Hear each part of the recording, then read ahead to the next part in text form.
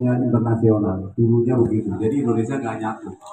Sama Air Juanda disatukan dengan namanya Deklarasi Juanda. Akhirnya kita punya laut 200 mil. Jadi Pulau Jawa sama Kalimantan nyatu lautnya. Akhirnya kita punya kesatuan. Betapa hebat perjuangan beliau melawan konvensi Den Haag di PBB segala macam dan di beliau menang. Akhirnya Indonesia punya sekarang yang kita lihat itu. Nah, saya akan bikin tanggal 26 itu nanti. 26 November sebagai gambar. Ini awalannya dulu. Dulunya saya juga megang lembaga seni budaya NU. Jadi kalau di Keramat Jalan Salemba itu sebelah sini NU, PBNU, nah Muhammadiyah sebelah sini. Jadi berhadapan. Nah dulu saya sering di NU, karena di NU lebih banyak kegiatan-kegiatan seninya waktu zamannya Gus Dur itu lebih lebih banyak ke daerah-daerah sehingga tidak di Jakarta tidak tercover. Makanya saya tidak banyak kegiatan. Akhirnya sama Muhammadiyah saya diambil dan saya diberikan kegiatan. Coba terus bikin kegiatan apalah yang mengangkat itu. Nah yang pertama itu saya akan angkat IR Juanda dan sudah ada film. Tapi film itu bukan saya yang bikin. Filmnya sudah beredar di bioskop 21 sudah, judulnya Juanda sudah. Jadi saya yang kebagian di panggungnya. Nah kemudian tanggal 20 bulan Januari 25 insya Allah, nah itu baru saya akan bikin jejak langkah sang kiai.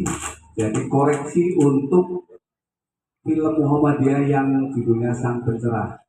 Nah itu untuk koreksi itu karena Muhammadiyah sangat kecewa sekali dengan produksi film Sang Pencerah karena tokoh utamanya Lukman Sardi begitu film selesai dianya murtad. Ini pukulan berat buat Muhammadiyah. Mana tokoh utamanya merani jadi Ahmad Dahlan, kemudian film selesai murtad. Nah, film ini tidak diedarkan, jadi ditutup, istilahnya dimasukin di bekukan, di peti kemas, udah nggak bisa beredar. Nah, saya diminta untuk bikin ulang dengan yang lain, tentunya dengan bentuk nggak seperti kayak gitu. Nah, saya kasih judul sejak langkah sang kiai. Mudah-mudahan nanti saya juga memang itu saya minta karena anggarannya beda ya. Kalau dulu anggarannya bisa miliaran, ini saya paling paling gede paling 3 miliar, padahal dulu sampai 16 sampai segala macam gitu. Ya saya sih tidak targetkan biaya berapa nggak apa-apa, yang penting itu ada bukan karya saya buat kenangan bahwa orang Bumiayu ternyata bisa bikin film dan bisa dinikmati sampai terus gitu. Nah, itu saya ambil gitu. Makanya saya ambil dan mungkin juga saya akan membuat nanti supaya ada keterlibatan orang Bumiayu nanti. Saya coba nanti akan usulkan supaya lokasi syutingnya tuh bisa kita ambil di Bumiayu. Jadi nanti kita bikin set, misalkan kota Jogja, Kauman tahun eh, 1912. Nah, nanti kita bikin di tanah mana yang luas lah kan gitu. Apa namanya itu? Dulu cinta ke sana apa namanya? Maribaya. Maribaya itu kan ada tanah luas apa, nanti kita bikin set di sana. Mudah-mudahan direstuin ya. Tapi kalau misalkan harus ke Jogja ya mau buat. Tapi saya pengen supaya bunga itu buat inilah gitu. Makanya nama saya tuh berusaha pengen ngangkat Bunga Ayu sampai nama saya kan pakai Bunga Ayu sengaja. Maksudnya biar orang kenal Bunga Ayu gitu. Kenal saya nggak usah yang mungkin Bunga Ayunya tidak gitu apa gitu. Itu perjalanannya.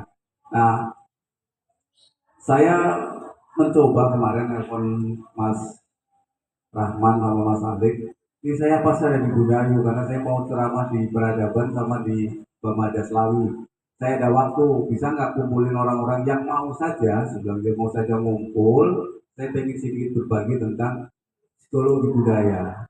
Bukan untuk seniman saja, tapi untuk umum saya bilang itu.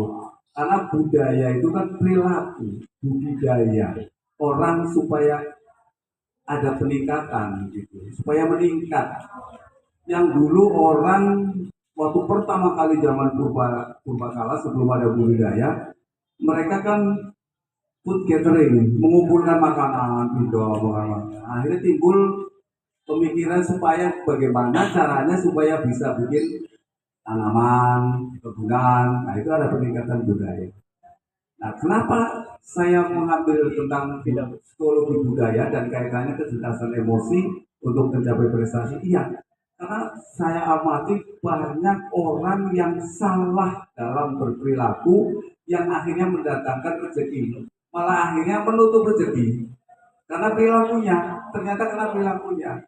Jadi jangan berpikir sekarang, oh, kalau saya punya IQ cerdas superior pasti berhasil. Nah, sekarang udah nggak ada urusan sama IQ. Jangan juga berpikiran kalau berarti anaknya profesor berarti nanti akan begini. Enggak juga. Yang menentukan berhasil tidaknya kan diri kita sendiri, ya.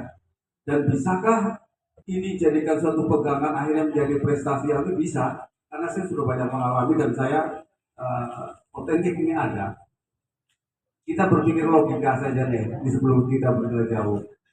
Gaji seorang dosen berapa itu standar, apalagi negeri. Nggak ada misalkan, oh ini kalau Profesor Imam ini gajinya juga nggak ada, sama. Gajinya sama. Kalau gaji negeri itu sama. Ya, gaji profesor kalau negeri ini dulu waktu itu 8 juta, Pak. Ya, 8 juta. Cuma ada tunjangan profesor itu 16 juta. Ya, 16 sama 8 berapa tuh, 24. Nah, 24. Nah, kalau 24 untuk hidup di Jakarta dengan anak yang 7 gitu ya habis sudah dari itu gitu. Nah, kok bisa? Kok bisa gitu? Bisa lebih seperti orang lain bisa. Nah, itu yang saya terapkan. Karena rezeki itu Allah. Kita nggak bisa men-set rezeki supaya nanti jadi itu nggak bisa. Besok kita mau tanda tangan kontrak, berarti besok kita mau dapat rezeki nggak bisa. Besok bisa jadi orang yang